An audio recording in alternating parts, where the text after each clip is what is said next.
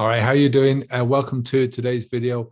Today, I'm going to talk about a few things that you can do to motivate yourself. This is down the line, not necessarily before you stop drinking alcohol, but maybe you're a few weeks into it, or a month into it, 2 months into it, and this is a time when a lot of people find it difficult to continue. They've got a bit of momentum in the beginning because of the pain that is forcing them across that line, and after a while, they find that that momentum starts to dwindle, and the motivation starts to dwindle with it. So there's a few things that you can do. You can also use this at the beginning if you're just starting out. So, it's helpful at any time to try and move your motivation forwards.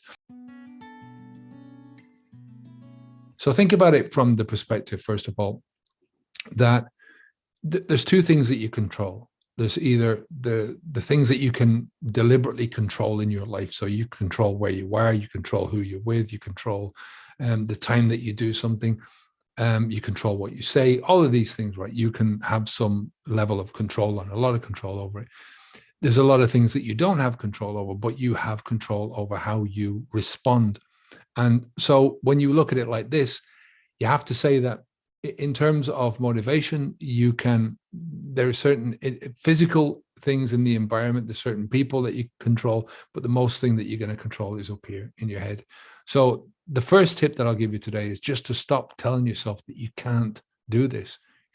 We've all got obstacles in our lives. We've all got shit that's happening, and things that are gonna happen regardless of whether you're drinking or not.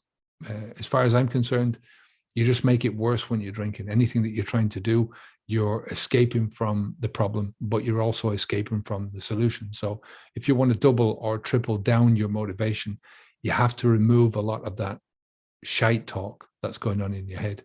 It's how you deal with those obstacles that's going to make a big difference for you. Instead of sort of hiding from the problem, then start looking for solutions. And the only way you can do that really and productively is when your brain is not fried with alcohol or pickled with alcohol.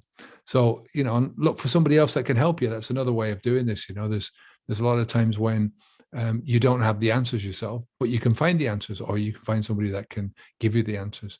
And I think this is something, one of the lessons that I've learned the hard way down throughout this journey is if I can find somebody else to fast track me and give me the advice that I need, instead of looking around for it and trying to do everything on my own, that it really does speed up the process. And, that has compounding effects down the line, So the second thing that I'd say to you is to get excited about your goal, right? The more excited you are, the more benefits you're going to gain from this in the long term. Now, my goals are all to do with heading towards that best possible version of myself. And this is in not getting to that goal. It's not a goal that I'm ever going to reach, but it's the journey of doing that, and that's the goal in my life.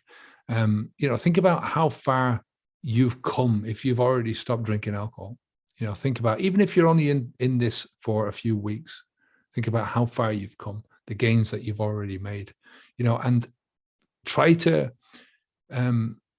be positive about that. That's a very positive thing. Don't think about how much time you've got to go, but think about how much, what you've achieved so far.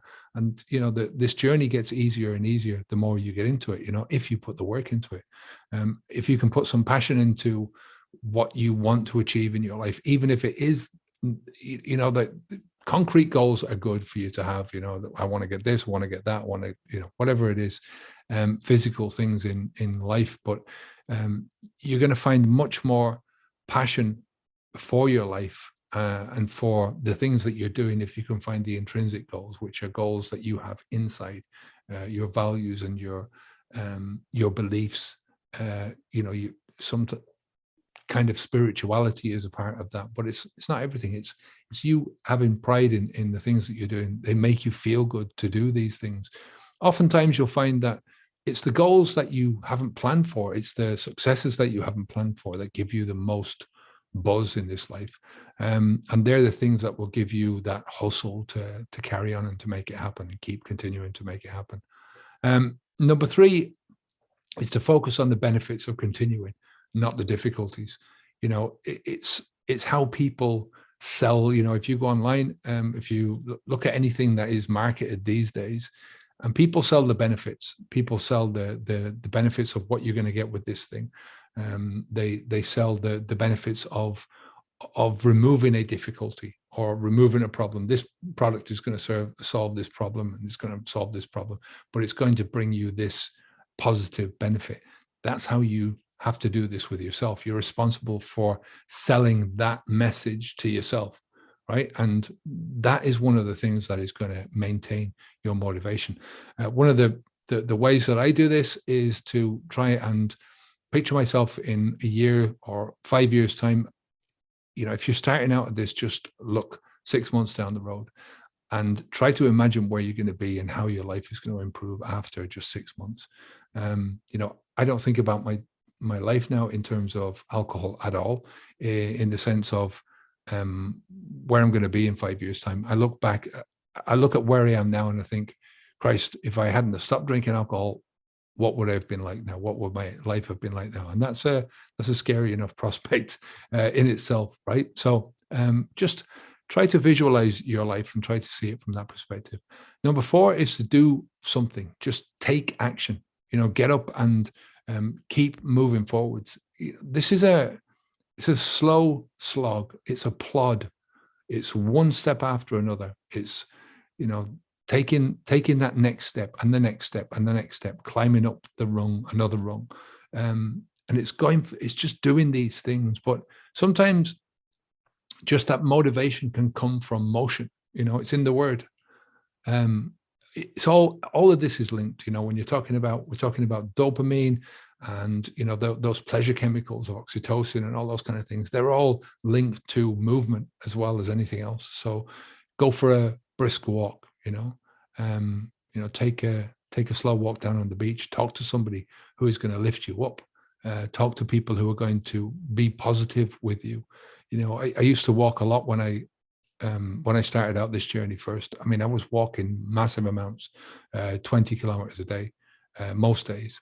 I still walk a lot, but nowhere near that, maybe 10,000 steps a day. But I try to get that in. But it's something that if you can use it with some other form of motivation. So you're listening to audiobooks, or you're listening to something, or you're trying to think about your future. This is what I do most of the time now when I'm out. I try to leave my phone behind, or if I'm taking my phone with me, I turn it off and I've only got my voice recorder on so I can record any thoughts that I come up with.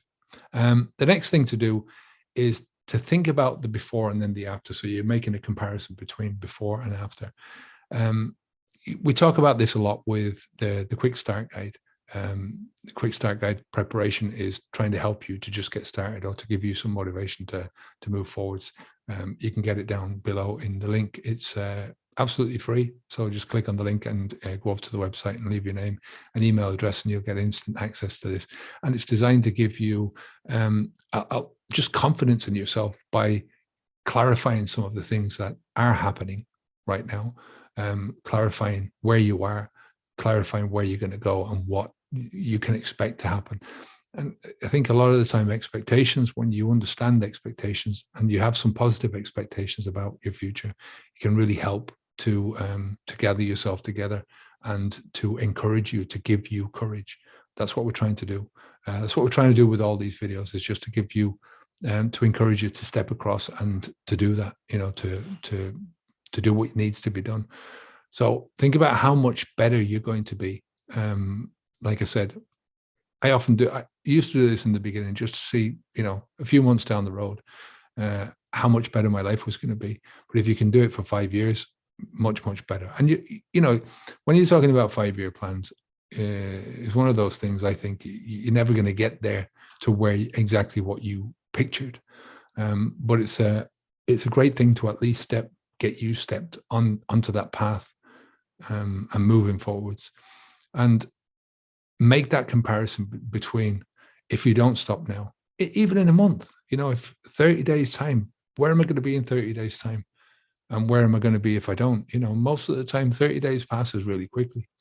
And, if you don't stop, or if you start drinking again, then, think about what that's going to do for you. Compare the pain, compare the discomfort, compare what you can have and what you can't have. Make as many comparisons as you can in this. So, final message is: get excited about where you're going, about your future without alcohol. Right? Stop telling yourself that you can't do this or you can't do that. Stop telling yourself these negative stories about yourself, because I guarantee you don't know what you're capable of doing without alcohol. If you've been drinking for a long time and you've been using alcohol as a crutch or as a way of disappearing from your life, then it's virtually impossible to step outside of that experience. I was drinking for over 30 years and I just didn't have a clue what I was capable of doing. And it's amazing to me now still, the things that I've done since I've stopped. I've done far more since I've stopped drinking alcohol than I've ever done in the rest of my life. Third thing is just to take action, do something, get up off your arse. And that's going to motivate you more than anything else. Think about the before and after, make those comparisons from a pain and pleasure point of view, and then focus on the benefits of quitting alcohol, not the difficulties. All right.